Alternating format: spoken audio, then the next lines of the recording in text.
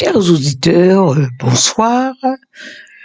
Je m'appelle Gina et je vais vous faire écouter un autre article de mon site mélaninebénédiction.com que je vous invite vivement à visiter. Alors je dis mélaninebénédiction.com. Voilà, alors nous allons parler aujourd'hui du dédommagement des colons esclavagistes et les réparations qui leur ont été attribuées. C'est le sujet d'aujourd'hui. Voilà. Lors de l'abolition de l'esclavage, les pays esclavagistes ne voulant pas mécontenter les colons propriétaires d'esclaves, leur attribuèrent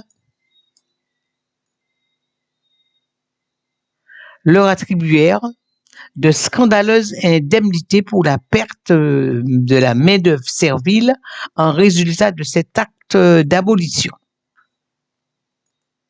Je continue. Alors, je continue le titre, le dédommagement des colons esclavagistes et les réparations. Je continue. Voilà. L'esclavage est aboli dans les colonies françaises en 1848 sous l'impulsion du parlementaire Victor Schœlcher. L'Assemblée nationale ayant dû céder à des révoltes successives d'esclaves en Martinique et en Guadeloupe. Révolte due aux conditions inhumaines de l'esclavage. La France souhaitait garder ses colonies et ne voulait pas fâcher les colons contre la République. Elle redoutait que ces derniers se retournent contre elle par des alliances avec des pays étrangers. Exemple, ça a été le cas d'ailleurs. Ils se sont alliés, ces colons, une fois à l'Angleterre, comme cela s'était produit déjà. Et d'ailleurs, cela lui ferait perdre ses colonies. Donc, elle redoutait justement de perdre ses colonies parce qu'elle craignait que les colons s'allient à d'autres pays et que de ce fait, elle perdrait le bénéfice des ressources de ses colonies. Les parlementaires décidèrent donc de dédommager les colons de la perte de la main-d'œuvre servile des esclavagisés. Outre qu'ils se sont vus attribuer sans compensation financière de leur part les terres agricoles productrices de canne à sucre et les usines, ces propriétaires d'esclaves de Guadeloupe, Martinique, Guyane, Réunion, Sénégal, Madagascar furent grassement dédommagés dans les conditions suivantes. Au nombre de 10 000, ils obtinrent en indemnité 126 millions de francs, soit l'équivalent de 27 milliards d'euros en argent d'aujourd'hui. Le site esclavageindemnité.fr vous donne la liste de noms et le montant reçu par ces colons, ainsi que les colonies esclavagistes. Alors, vous avez une image là, la libération, l'esclavage est aboli, ça c'est dans l'Empire britannique, par l'acte d'abolition de 1833. Je continue. En Angleterre, l'esclavage fut aboli en 1833. Le Parlement britannique a accordé une indemnité aux 4000 propriétaires d'esclaves, indemnité qui s'est élevée à 120 milliards d'euros aujourd'hui, soit 5% de la richesse produite par l'Angleterre. Cette somme représentait une indemnité de 30 millions d'euros par propriétaire d'esclaves. Certaines personnalités britanniques doivent une bonne partie de leur fortune à cette indemnité. Alors, je continue. Aux États-Unis, pendant la guerre de sécession qui a duré de 1861 à 1865, le président Abraham Lincoln avait promis aux esclaves libérés une mule et 16 hectares de terre. Dès les combats terminés, cette promesse fut oubliée. Aucun texte compensatoire ne fut adopté en remplacement. Alors, vous voyez Abraham Lincoln. Abraham Lincoln était un président, c'est le président des USA. Abraham Lincoln était un noir, si vous ne savez pas. Mais les portraits vous le représentent blanchi. Parce que, vous savez, les blancs pensent toujours que le noir doit rester sous leurs pieds, sous leurs talons. Alors, Tout ce qui est noir, il le blanchit. Alors, Abraham Lincoln était un noir.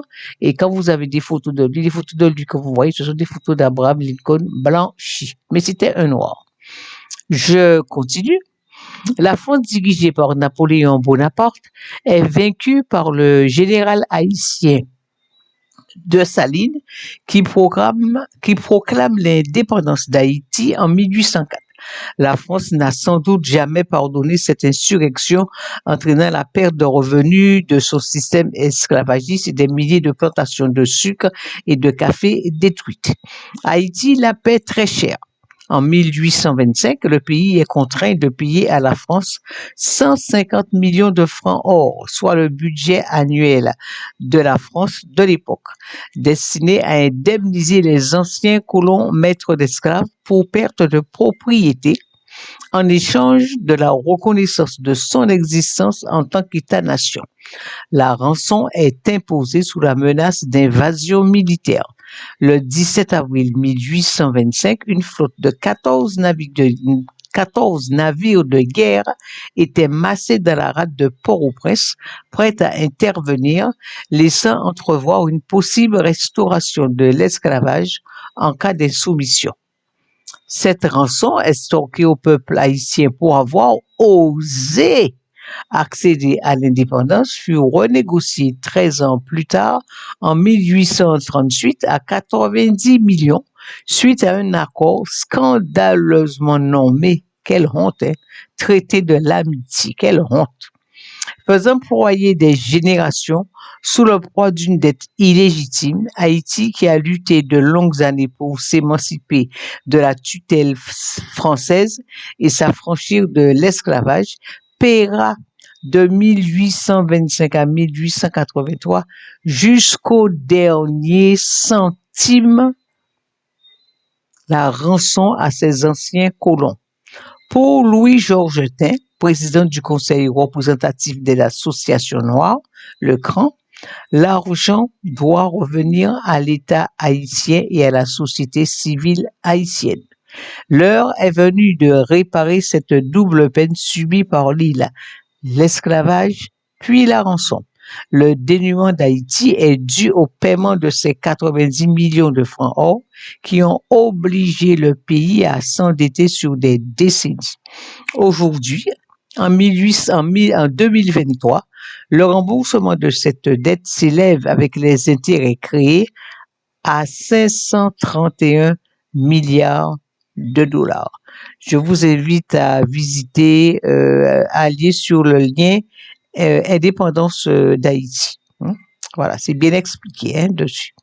Cette somme considérable obligea Haïti à s'endetter jusqu'en 1946 et le pays fut durablement entraîné dans la spirale infernale du surendettement, de l'appauvrissement et de l'instabilité. Après ces lois d'abolition de l'esclavage dans les colonies françaises, les esclaves libérés furent tenus à un contrat de travail à long terme avec un propriétaire. Faute de quoi, ils étaient arrêtés pour vagabondage. En 2001, la loi Taubira, présentée par la députée guyanaise Christiane Taubira, reconnaît officiellement l'esclavage comme crime contre l'humanité. Elle essaiera sans succès de convaincre les députés de l'Assemblée nationale d'ouvrir une enquête pour évaluer une possible indemnisation des anciens esclaves. Cette idée est restée lettre morte. Cette loi, unique au monde, est la première qui reconnaît les crimes de l'esclavage. En 2015, le président français, François Hollande, reconnaît une dette morale et symbolique, mais pas financière. Depuis 2005, le mouvement, le MIR, qui est le mouvement international pour les réparations, réclame une indemnité de 200 milliards d'euros à l'État français en dédommagement pour la mise en esclavage de 250 000 esclaves en Martinique, Guadeloupe, Guyane, Réunion, Sénégal, Madagascar. Mais la situation n'avance guère dans cette demande, malgré les procédures judiciaires les accompagnant et qui chaque fois déboutent le mur de sa demande. Vous avez ici là Madame Christiane, députée à l'Assemblée nationale, Taubira, qui est Christiane Taubira, qui est auteure de la loi Taubira. La loi Taubira, vous l'avez là. Elle était députée. Voilà. Très bien, je vous remercie pour votre écoute.